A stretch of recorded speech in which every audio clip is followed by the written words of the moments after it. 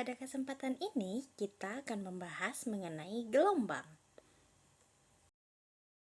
Coba tebak, bagaimana ya para astronot berkomunikasi ketika di luar angkasa?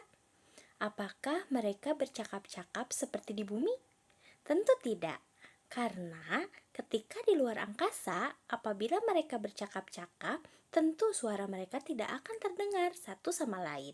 Lalu, bagaimana ya caranya? Kalian ingin tahu? Kita pelajari gelombang untuk menemukan jawaban atas pertanyaan itu. Simak ya penjelasan yang akan disampaikan. Cara para astronot berkomunikasi ketika di luar angkasa erat kaitannya dengan salah satu konsep fisika, yaitu gelombang. Apa sih gelombang itu? Gelombang adalah getaran yang merambat. Contohnya, selain digunakan di luar angkasa, gelombang juga erat kaitannya dengan kehidupan kita sehari-hari, seperti gelombang air laut, gelombang bunyi, ataupun gelombang pada tali. Dan masih banyak lagi contoh gelombang lain yang terdapat pada kehidupan kita sehari-hari. Karena banyaknya macam-macam gelombang pada kehidupan kita, gelombang diklasifikasikan berdasarkan 3 hal, yaitu berdasarkan medium, berdasarkan arah getar dan arah rambat, dan berdasarkan amplitudo. Kita akan bahas yang pertama dahulu, yaitu berdasarkan medium. Berdasarkan medium, gelombang dibedakan menjadi 2 jenis, yaitu gelombang mekanik dan gelombang elektromagnetik. Gelombang mekanik adalah gelombang yang membutuhkan medium untuk merambat. Contohnya adalah gelombang suara. Kalian ingat kasus astronot yang tadi diceritakan? Mengapa suara tidak terdengar di luar angkasa? Ya, karena di luar angkasa tidak ada udara, di mana udara merupakan medium untuk bunyi. Kebalikan dari gelombang mekanik, gelombang elektromagnetik adalah gelombang yang tidak memerlukan medium untuk merambat. Contohnya adalah gelombang radio. Nah, gelombang radio ini yang dimanfaatkan astronot untuk berkomunikasi di luar angkasa. Karena sekalipun tidak ada udara, ia tetap bisa merambat. Berdasarkan arah getar dan arah rambatnya, gelombang dibedakan menjadi 2 jenis, yaitu gelombang transversal dan gelombang longitudinal. Gelombang transversal memiliki arah getar dan arah rambat yang tegak lurus, sedangkan gelombang longitudinal memiliki arah getar dan arah rambat yang sejajar. Klasifikasi yang terakhir yaitu berdasarkan amplitudo. Berdasarkan amplitudonya, gelombang tetap dibedakan menjadi 2, yaitu gelombang diam atau stasioner dan gelombang berjalan.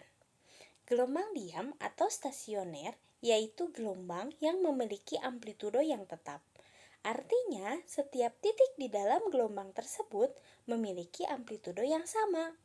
Sedangkan gelombang berjalan itu adalah gelombang yang memiliki amplitudo yang berubah-ubah. Perpaduan antara gelombang datang dan gelombang pantul, di mana hal ini yang menimbulkan adanya yang dinamakan perut dan simpul. Bagaimana? Apakah kalian sudah memahami macam-macam dari gelombang? Agar lebih dapat memahami materi tersebut, kerjakan latihan soal berikut ya.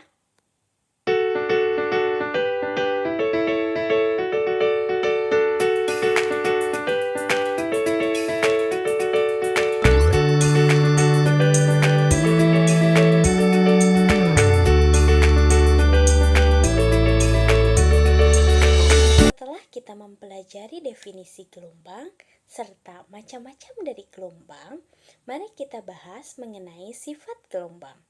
Terdapat 6 sifat gelombang, yaitu pemantulan, pembiasan, interferensi, difraksi, dispersi, dan polarisasi. Simak ya penjelasan berikutnya.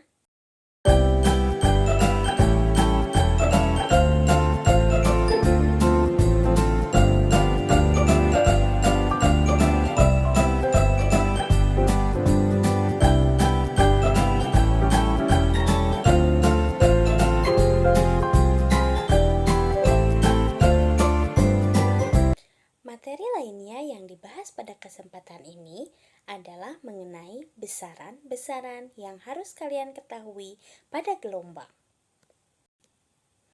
Besaran pada gelombang yang pertama dibahas adalah amplitudo. Amplitudo adalah simpangan maksimum dari suatu gelombang. Besaran yang kedua adalah panjang gelombang dan disimbolkan lambda.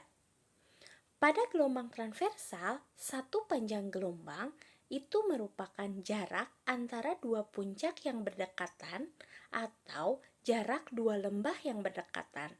Atau dengan mudahnya kita bisa sebutkan satu panjang gelombang pada gelombang transversal adalah satu bukit atau puncak dan satu lembah. Sedangkan pada gelombang longitudinal, satu panjang gelombang merupakan jarak antara dua rapatan atau dua regangan yang berdekatan. Perhatikan gambar di samping untuk lebih memahami kalian bagaimana panjang gelombang pada gelombang transversal dan gelombang longitudinal. Besaran berikutnya adalah frekuensi dan periode.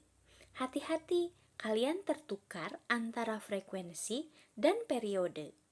Frekuensi adalah banyaknya gelombang yang terbentuk setiap detik, sehingga dirumuskan matematis F sama dengan N per T. Sedangkan periode adalah waktu yang dibutuhkan untuk satu panjang gelombang, sehingga T sama dengan T per N. Ini kebalikan dari rumus frekuensi.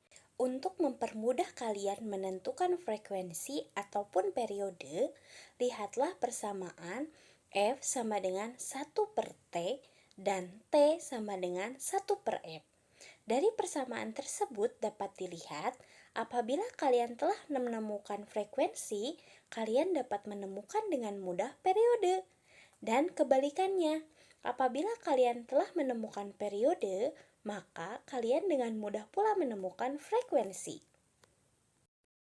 Besaran yang terakhir akan kita bahas pada kesempatan ini adalah cepat rambat gelombang. Cepat rambat gelombang adalah panjangnya jarak yang ditempuh oleh gelombang setiap satuan waktu. Secara matematis dapat dituliskan V sama dengan lambda per T atau V sama dengan panjang gelombang dibagi periode. Dapat juga dituliskan V sama dengan lambda dikali F atau panjang gelombang dikali frekuensi. Kira-kira untuk apa ya kita menghitung cepat rambat gelombang? Pada kehidupan sehari-hari, salah satu pemanfaatan cepat rambat gelombang digunakan pada radar, di mana ia dapat menentukan kedalaman suatu lautan. Berikut ini ada beberapa contoh soal yang dapat membantu kalian memahami besaran-besaran pada gelombang dengan mudah. Disimak dan dipahami dengan teliti ya.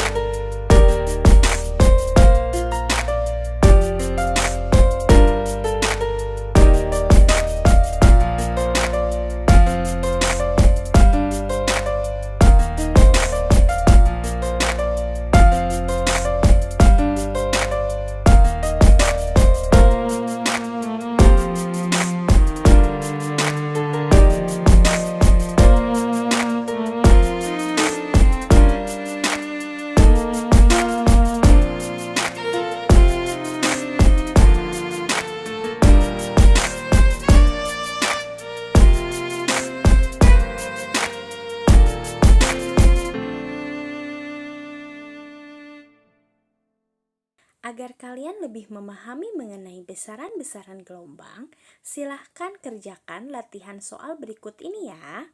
Selamat mengerjakan!